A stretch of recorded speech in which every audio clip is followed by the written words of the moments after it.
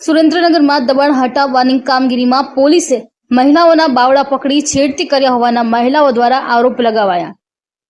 સુરેન્દ્રનગર જિલ્લામાં હાલ મહાનગરપાલિકા દ્વારા દબાણ હટાવવાની કામગીરી ચાલી રહી છે, ત્યારે સુરેન્દ્રનગર જિલ્લામાં પોલીસ અને પીજીવીસીએલને સાથે રાખી મહાનગરપાલિકાના સ્ટાફને સાથે રાખી વહેલી સવારથી વઢવાણમાં દબાણ હટાવવામાં આવી રહ્યા છે।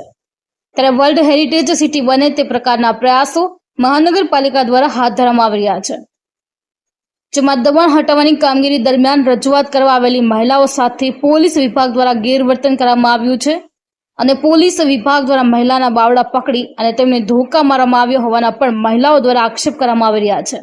મહિલાઓએ કપડાં ફાડી નાખવાના પણ આક્ષેપો કરવામાં આવ્યા છે।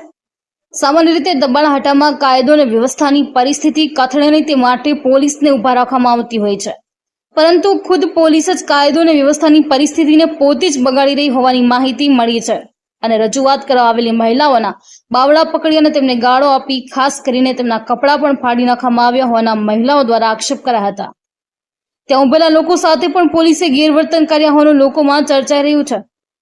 ત્યારે પીએસઆઈ ઝાલા સાથે વાત કરવામાં આવતા તેમણે જણાવ્યું છે કે મહિલાઓ કહી રહી હતી જે થાય કરી લેવાનું આ પ્રકારની સ્ટેટમેન્ટ જાહેર પબ્લિક વચ્ચે પીએસઆઈ ઝાલા દ્વારા આપવામાં આવતા સુરેન્દ્રનગર જિલ્લામાં જાહેરમાં વારંવાર પોલીસની છબી ખરડાય તે માટેની બનાવો બની રહ્યા છે।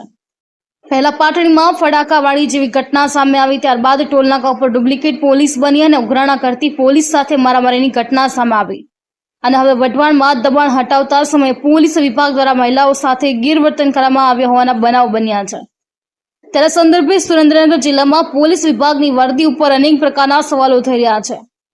અધિકારીઓ દ્વારા આ બાબતે ધ્યાન આપી અને જે પોલીસ વિભાગના પીઆઈ, પીએસઆઈઓ અને પોલીસ સ્ટેશન સંચાલક અધિકારીઓ છે તેમની સાથે બેઠક યોજી કડક સૂચના આપવામાં આવે અને પોલીસની છબી જાહેરમાં ન કરાય તે પ્રકારના પ્રયાસો હાથ ધરવામાં આવે તેવી માંગ કરવામાં આવી રહી છે।